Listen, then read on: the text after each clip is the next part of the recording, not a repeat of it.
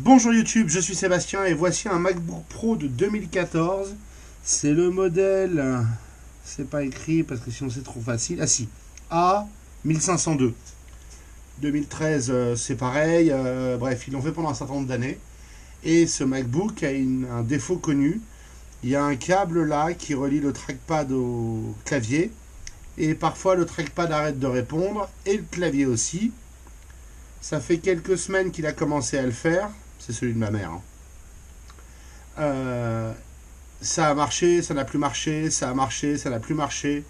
On a branché une souris sans fil et un clavier qu'on avait. Et puis ça a arrêté de marcher définitivement. J'ai commandé le câble qu'il faut pour le réparer. Et c'est ceci. Et voilà la référence si vous voulez vous en commander un.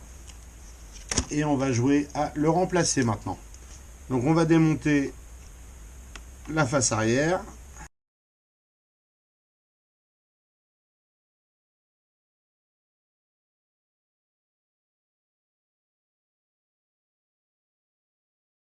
Et les vis, c'est apparemment toutes les mêmes.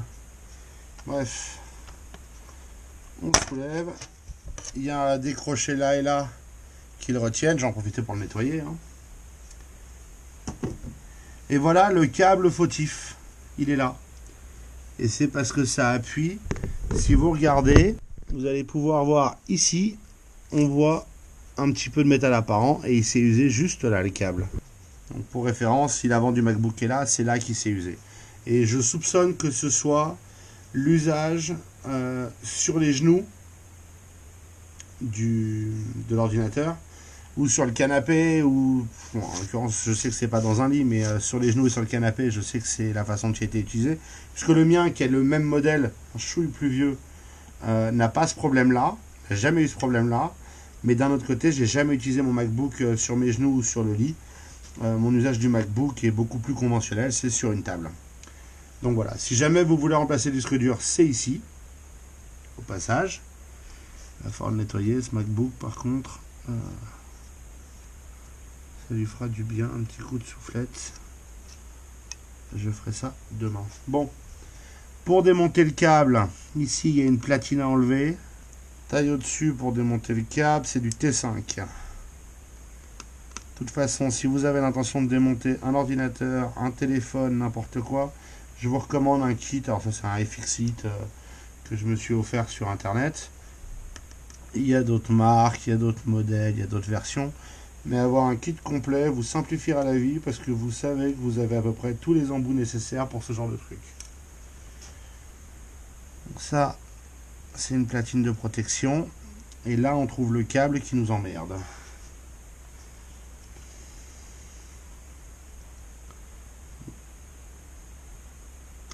On va soulever là. Voilà. On va soulever de l'autre côté parce que ce que je veux pas, c'est forcer sur les connecteurs. Alors là, il y a un adhésif, c'est génial. Merci Apple. Il est emmanché dedans.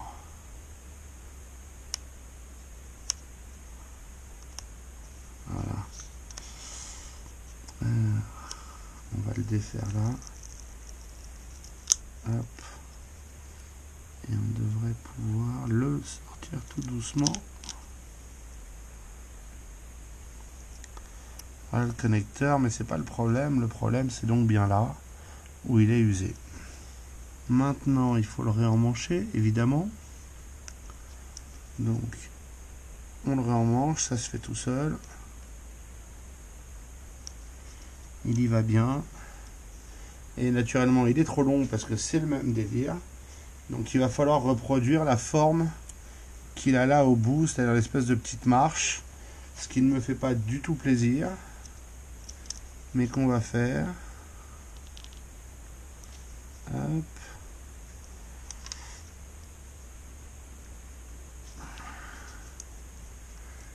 Et on va faire pareil ici.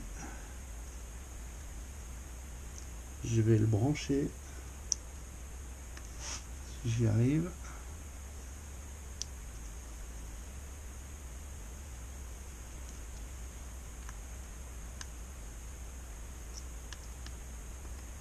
Voilà, il est branché. Et donc on va, hop. Comme ça, il sera à plat dessus. Donc maintenant, je vais le débrancher. Je vais enlever l'adhésif.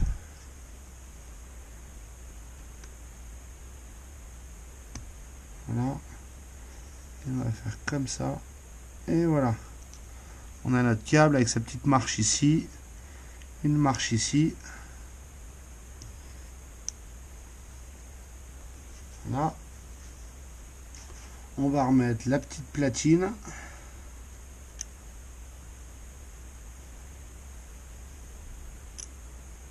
Hop. Les deux vis qui vont avec.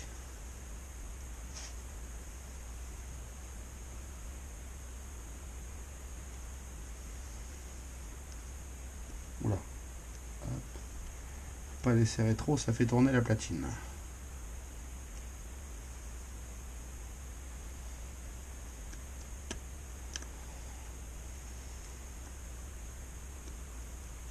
Là, on a ça. Un coup de chiffon là-dessus. Ce qui est intéressant, c'est que si on regarde, on voit là où c'est marqué de la petite platine, justement. Donc, c'est forcément pas génial. Je vais juste remettre le couvercle pour le tester. Je vais pas le visser.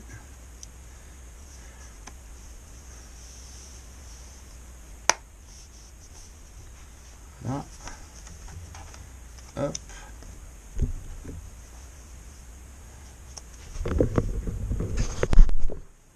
On va le réveiller. Donc on a un MacBook qui marche. Donc voilà, vous avez le clavier qui fonctionne, la souris qui fonctionne. Tout normalement. Comme si ça devait être comme ça devait être. Ça fait partie de ces réparations où en fait à la fin tout ce qui a changé c'est que ça fonctionne. Donc l'ancien câble je le mets dans le petit étui. Je vais le garder pour référence parce que je m'attends à ce que ce pourrait me pendonner sur le mien et peut-être à nouveau sur celui-là. On va le redémarrer à nouveau, ça lui fera plaisir.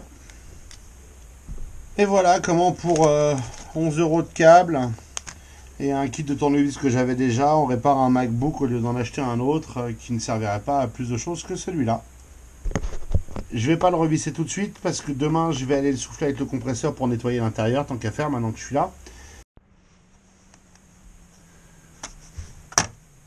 Comme j'aime bien avoir une réponse, pourquoi ça s'use en fait? Si on regarde le dessus, il y a ce scotch, cet adhésif, qui est là pour protéger tous ces composants-là du contact avec l'aluminium. Ok. Mais si on regarde ici, il faut le voir, il y a l'usure de cette plaque-là. Or, c'est juste au bord de l'adhésif et il y a une petite marge qu'on sent. Et donc comme ce câble, si on regarde de près la forme de la plaque, elle est découpée pour laisser passer le câble. Mais donc ça veut dire que le câble est pile au bord du scotch. Et donc que c'est ça qui frotte et qu'il a usé ici. Là où on voit qu'il est légèrement abîmé, c'est le scotch qu'il a usé. Donc techniquement c'est réparé. En pratique, avec le temps, ça va nécessairement retomber en panne. Ce qui est très loin d'être optimal. Mais j'ai pas un adhésif qui soit safe pour éviter que ça se reproduise. S'ils avaient mis de l'adhésif sur l'ensemble de la surface, ce serait parfait. Mais ils l'ont pas fait. Et si la plaque touche là, ça veut quand même dire qu'il n'y a pas vraiment la place de foutre un adhésif non plus sur les batteries et sur le câble qui sont techniquement aussi haut, si ce n'est légèrement plus que la plaque. Voilà, donc je vais le nettoyer, je vais considérer qu'il est réparé, puisqu'il fonctionne. Et puis surtout, je vais à la prochaine... soit je vais acheter un câble d'avance pour la prochaine fois qu'il lâche, soit je vais attendre les premiers signes de faiblesse et en commander un. En perfection du design. Le design est bon, l'ordinateur a des années. Apple avait jamais prévu qu'on l'utiliserait aussi longtemps. Objectivement, on est prié d'en avoir acheté au moins un ou deux depuis. Mais comme il n'apporterait absolument rien à l'usage de cet ordinateur, on va le faire durer. Je vous remercie d'avoir suivi cette vidéo. J'espère qu'elle vous aura intéressé et vous aura été utile. Si c'est le cas, pensez à vous abonner et à la liker. Et puis, si vous avez des questions et des remarques, les commentaires sont là pour ça.